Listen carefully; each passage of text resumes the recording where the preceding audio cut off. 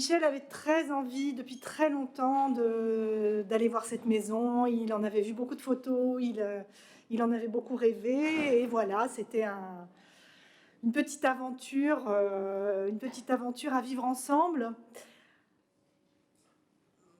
C'était pas seulement aller à Guernsey, mais c'était tout un petit voyage. On est allé monter sur le Mont Saint-Michel, on est allé sur le perron de l'église de Granville pour penser à la Fée aux miettes qu'on a tellement lu et relu ensemble.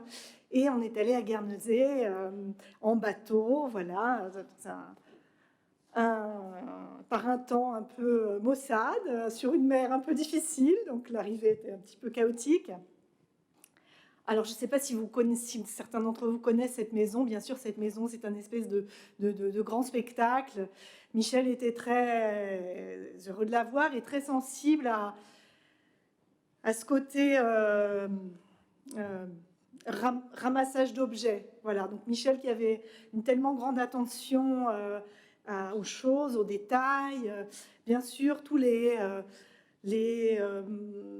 couvercles de coffres chinés par Hugo et incrustés dans les murs de sa maison, la collection de porcelaine qui forme un mur entier, tous les détails du monogramme incrustés dans des céramiques, dans des meubles un peu partout dans la maison. Voilà, tous ces détails-là, évidemment, lui, il les attendait, il nous les a montrés et il les savourait. Voilà, parce que lui aussi, comme tu le sais, était un grand amoureux des objets et un grand rassembleur de choses. Voilà. Donc voilà, qu'est-ce que je peux vous donner comme autre souvenir de ce voyage? C'était pour nous très émouvant pour nous tous. On avait bon, je ne sais pas si ça vous intéresse, mais on avait un hôtel qui était juste à côté de la maison, qui était un hôtel... un de ces vieux hôtels anglais, un peu comme dans les romans d'Agatha Christie, avec un piano dans le salon et un colonel en retraite en train de savourer son porto. Voilà. Donc on était dans une espèce de bulle à la fois de la maison de Hugo et à la fois de toute cette atmosphère de l'Angleterre et du sud de l'Angleterre, même si bon, c'est pas vraiment l'Angleterre, mais que Michel aimait beaucoup parce qu'il y avait voyagé jeune, il y avait voyagé avec son frère pour voir les églises anglaises et voilà, toute ce... Mais il n'avait jamais vu la maison de Non, jamais. n'est-ce pas? C'était jamais. La première fois, alors qu'il l'avait beaucoup rêvé et qu'il oui, l'avait écrit. C'était la première fois, il avait très envie d'y aller.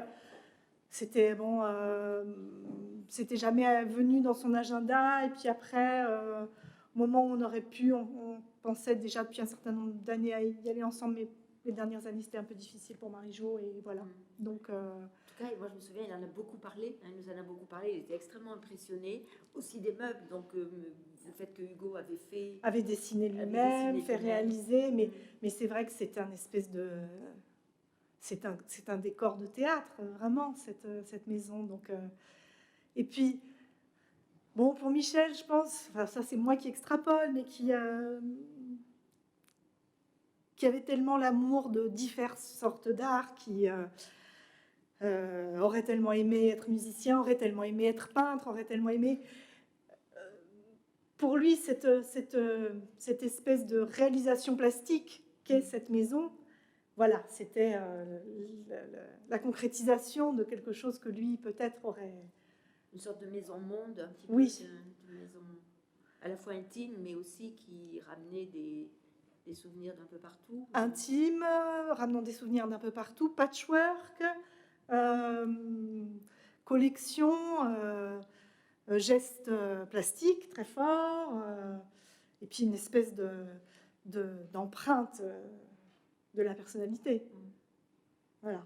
Et ça, je crois que Michel, c'est quelque chose qui le fascinait aussi beaucoup chez Victor Hugo, cette espèce de côté ogre, quoi, cette espèce de vitalité exagérée, voilà, dans tous les domaines, que ce soit dans l'écriture, dans cette maison, dans sa vie privée, enfin voilà, toute cette espèce de... Un peu ce qu'on dit de Michel Butor aussi, d'ailleurs. Le côté voilà, cet étalement, césarisme, comme disait Scheffel, son traducteur allemand. Alors heureusement, la maison de Michel ne ressemblait pas à Hauteville House, parce que je dois dire que moi j'ai eu une pensée émue pour les enfants et la famille de Victor Hugo, parce que vraiment, vivre, c'est comme vivre à l'intérieur de l'œuvre de quelqu'un, quoi. Oui. Ça devait vraiment être particulier, quand même. Et Michel a fait le guide, il vous a expliqué. Michel faisait... Il savait ce qu'il allait voir. Michel savait ce qu'il allait voir, comme je te disais, il avait déjà vu beaucoup de photos, et puis Michel faisait toujours le guide pour nous, c'était merveilleux, et il avait cette façon de regarder, de se promener dans une pièce, et puis d'aller vers le détail, voilà, comme je te disais, dans la cuisine, là, le fauteuil en céramique prévu pour accueillir les esprits des chers disparus, voilà. Donc il allait à chaque entrée, il allait identifier la chose que lui attendait, bien sûr, puisqu'il savait déjà ce qu'il allait voir et que nous ignorions complètement. Et les épisodes de table tournante, oui. Il en parle dans ses textes. Oui, ben voilà, justement, ça c'est dans l'espèce de salle à manger cuisine, où la chaise avec les chaînes pour accueillir les esprits, c'est quand même stupéfiant, je veux dire. Voilà, donc oui, ça fait le Cicérone, et puis...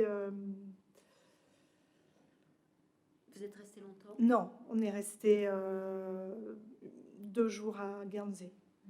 Une journée pour voir la maison, et tranquillement. Et puis après, on a fait un petit tour de l'île elle-même, qui est très belle.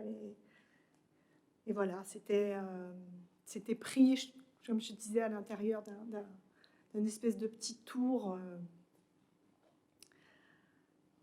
Alors, bon, évidemment, je pense, pour Michel, Victor Hugo aussi, c'était cette espèce de pater familias,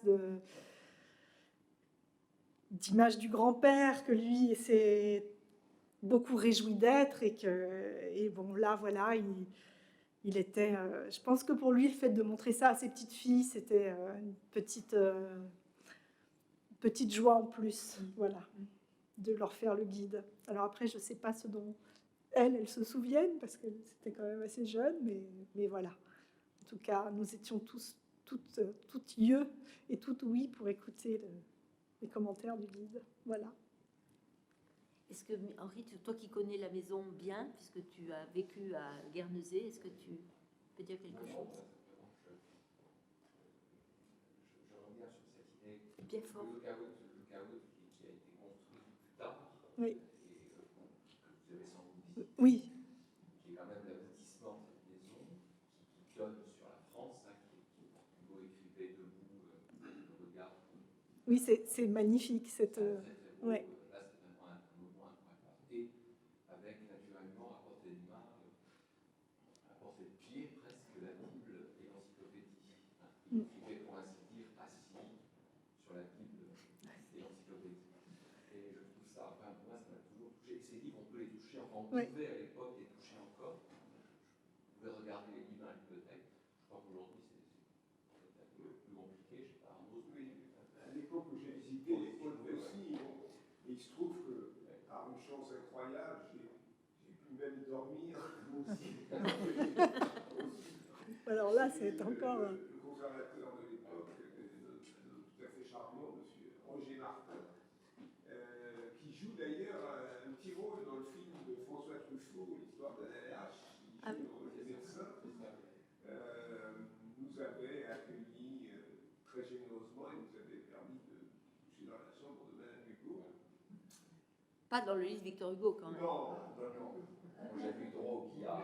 Mais je peux témoigner du fait qu'on y entendait des bruits extrêmement inquiétants et que donc ça ne relevait pas de l'hallucination, ces notations de bruits nocturnes, mais tout simplement de phénomènes propres à cette maison qui avait un peu la réputation d'être hantée, ce qui lui avait permis de l'acheter à un prix peut-être moindre que une maison ordinaire, et qui nous amenait à nous barricader dans la chambre. Tellement c'était angoissant, de façon très, très réaliste et rationaliste.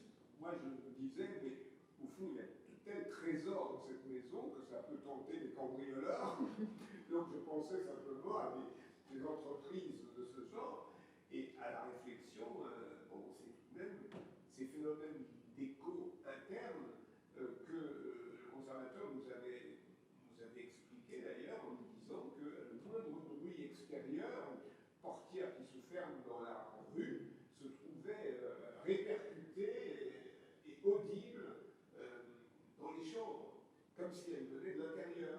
Mais bon, et puis il y a le travail à l'intérieur du mur, travail du temps qui occasionne ces bruits. Juste un petit détail, Mireille, que tu pardonneras, les tables, c'est de l'époque de Jersey.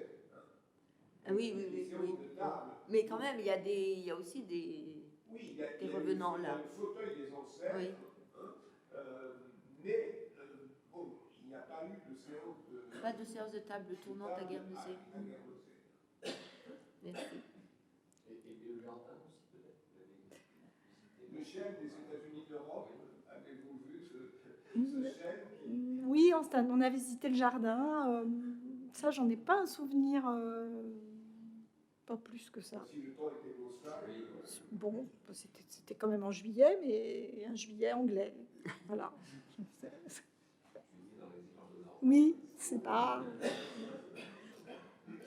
Mais voilà, nous étions incognito pour ce voyage, donc nous nous sommes pas présentés. Moi, je pense que Michel préférait comme ça. C'était comment dire, ces petits voyages avec nous, c'était des vacances. Donc les vacances, c'était en toute discrétion. Voilà. et puisque vous êtes un peu indiscrète, mais vous avez fait allusion à sa propre maison, Oui. en disant qu'elle était très loin d'avoir la profusion décorative de celle de... Non, alors, c'est juste que à Hauteville House, vraiment, moi, c'est l'impression que j'ai eue, j'ai l'impression d'entrer presque à l'intérieur de l'œuvre de quelqu'un. Vraiment, tout a été fait par lui, conçu par lui, dessiné par lui, chiné par lui, partout. Donc, on est vraiment... Il y a une espèce de cohérence qui est très, très surprenante et très, très présente, très prenante. Et je pense que vivre à l'intérieur de ce décor tellement personnel, ça devait être difficile. La maison de Michel à Lussage, c'était une maison avec énormément d'objets, beaucoup de tableaux, beaucoup d'œuvres d'art, donnés par des amis, ramenés des quatre coins du monde, installés avec un magnifique désordre, voilà. Avec beaucoup d'altérité, avec beaucoup d'autres. Oui, il n'y avait pas du tout, ça donnait pas du tout cette impression d'être à l'intérieur d'un œuf complètement fermé. C'était au contraire très, très ouvert et très léger de vivre à l'intérieur de cette espèce d'arche de Noé d'objets. Voilà. Donc c'était vraiment complètement différent. Alors que c'est vrai qu'il y a une parenté dans le ramassage, si je peux me permettre un terme dans ici. La collection, voilà, dans l'espèce le cumul d'objets, le cumul passionné d'objets, voilà. Mais il y avait son armoire, Michel. oui, pleine, la grande armoire. Pleine d'objets, oui. Écoute, je crois qu'on a juste à te remercier. Oh, Vraiment, mais c'est de rien, énorme et de c'est rien. merveilleux.